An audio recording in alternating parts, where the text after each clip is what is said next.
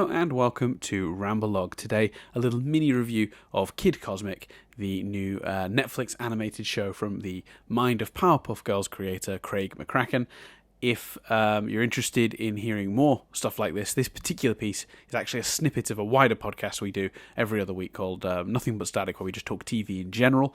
That can be found on like iTunes and Spotify and basically anywhere podcasts are available. So if you're interested in hearing more from us, you can check it out there. Various segments from that will start getting put up, I think, over the coming weeks, from future episodes as Ramblogues as well, because it's nice to find a way to put these on YouTube where we weren't able to previously. But yeah, that's everything I'm going to say up top. So here we go with the mini review. Enjoy.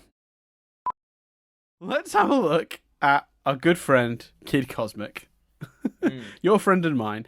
A charming new animated show on Netflix.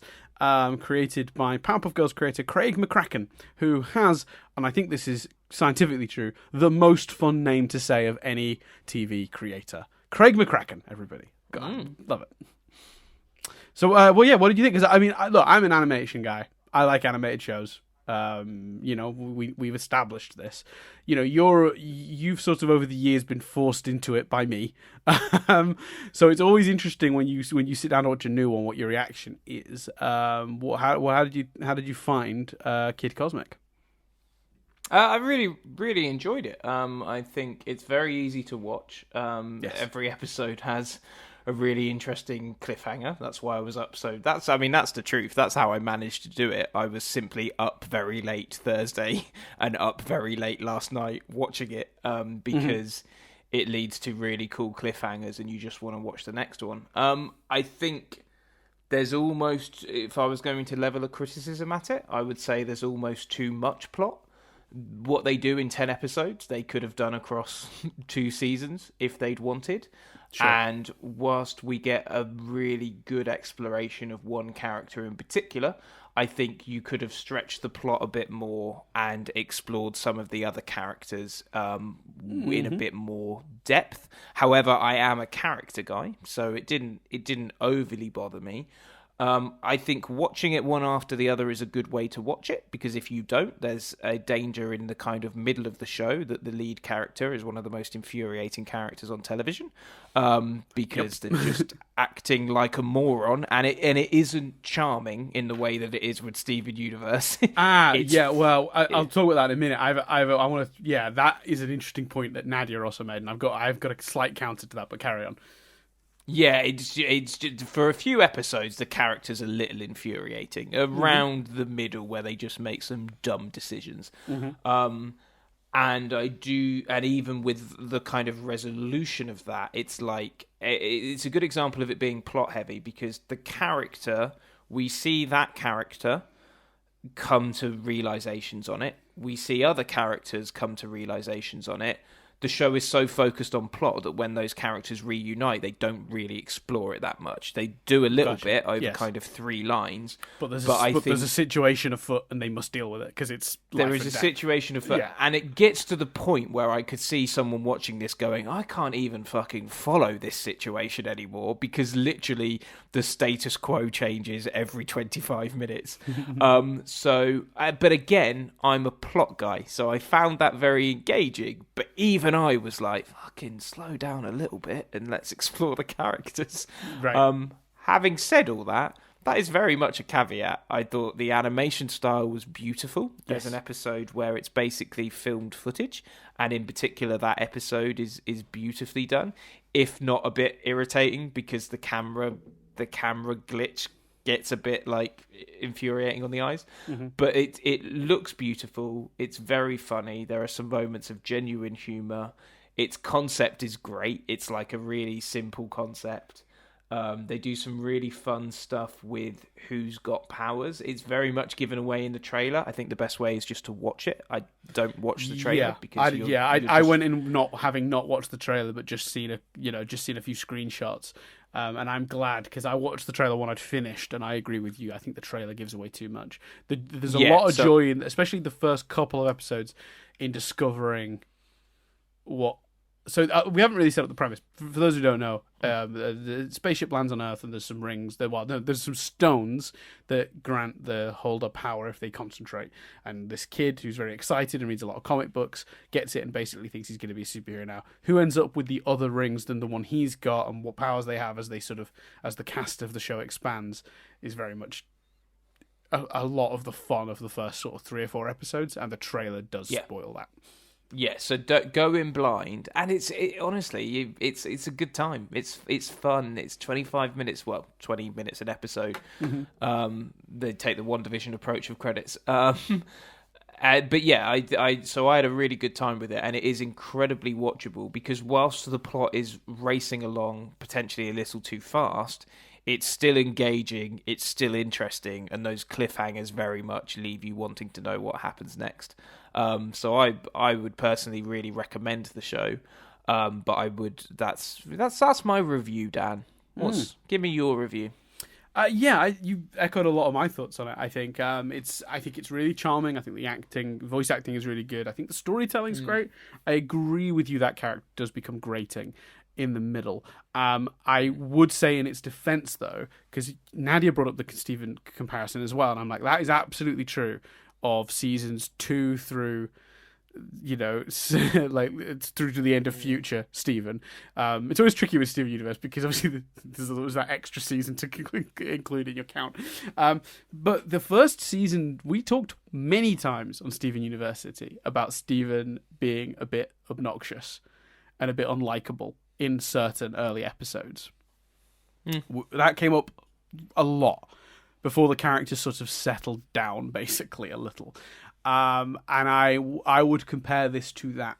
I think sometimes to set up a character's immaturity, you do have to sort of give a little into that. And while it is, as you described, I think, how did you say, irritating? I think that's the word you chose. I think in the end, the payoff is almost getting to see the character mature. So it's almost kind of a journey. It would have been better if we'd had more time with that exploration of the character maturing and other characters' reaction to that. That's what I was getting to. It isn't perfect because, as Chris said, that you would definitely like to spend more time with the characters than you get to. The show is plot heavy, especially towards the end. But the plots are really fun. The world is super fun. I love the characters. I love the sense of humor. I love its light tone. I love the way that the whole final episode, I said this to Chris when we spoke in the week about it. Like, I loved this show so much, and the reason I know I loved the show is that in the last episode, all I was doing was looking for hints of season 2. It almost spoiled the final episode of this season, because I was just like, to just confirm this more, like just give me some of the premise for season 2, and yeah, we very much get that with an extra tease for something even crazier and funner that I think I'm kind of very excited about. I mean, it's not really a tease, is it? It's a fully fledged setup. Yeah, I mean, I don't want to set up too much expectation for people, but yeah, there's definitely a clear plan and direction for where that goes. But yeah, I genuinely thought this was so charming and so fun and so light, and I did genuinely like the characters as much as you'd wish for the arc of the main character, the character that goes through the most change was explored more. I do think the rest of the cast were thoroughly explored to the extent they needed to be for this story to work, and I found them very likable, very, very likable. And I was, super, super charmed by it all. And I also thought there were so many creative ideas in this show that it was almost hard to keep track because there were so many. And it's the imagination of Craig McCracken at it again. I mean, but Powerpuff Girls was an extraordinarily creative show, and this very much, you feel that hand here. So yeah, I'm massively recommending Kid Cosmic. I think it's one of the better animated shows on TV right now.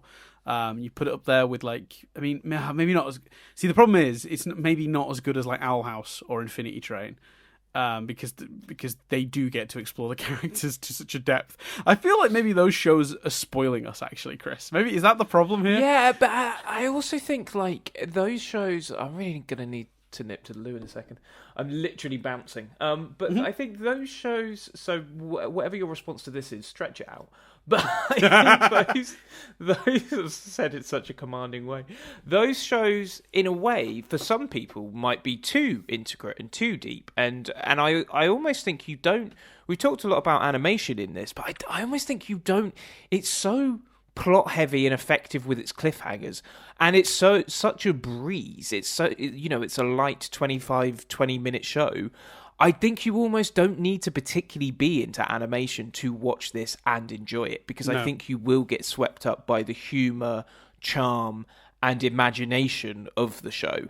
You probably need to give it a good 2 or 3 for the pieces to be in place. As Dan sort of hinted at, the one thing where they really do devote the time to it is putting the team together. It's only sort of these kind of plot being a bit too quick and things not maybe getting explored only kind of is the last sort of 3 episodes. But even then, you're so G'd up by the imagination and enjoyment of it that I really don't think, if you've switched off at us saying animated show because you've not enjoyed, Over the Garden Wall or Infinity Train or something like that, watch this, because whilst as people who love those shows, we might be going, has it got the depth or the complexity of those shows? No, but I think there's a hefty portion of its audience that won't want it to either. Exactly. Please extend your reply. I need to urinate.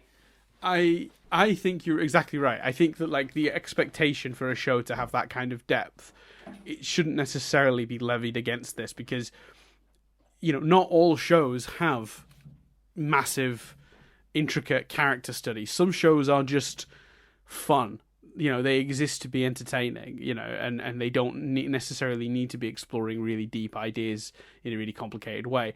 And while I respect the hell out of the shows that do, so like Infinity Train particularly has been a recent example, and I think Owl House is going that way slowly. Owl House started as just being pure fun and has sort of ended up doing some more interesting character stuff as it's gone on.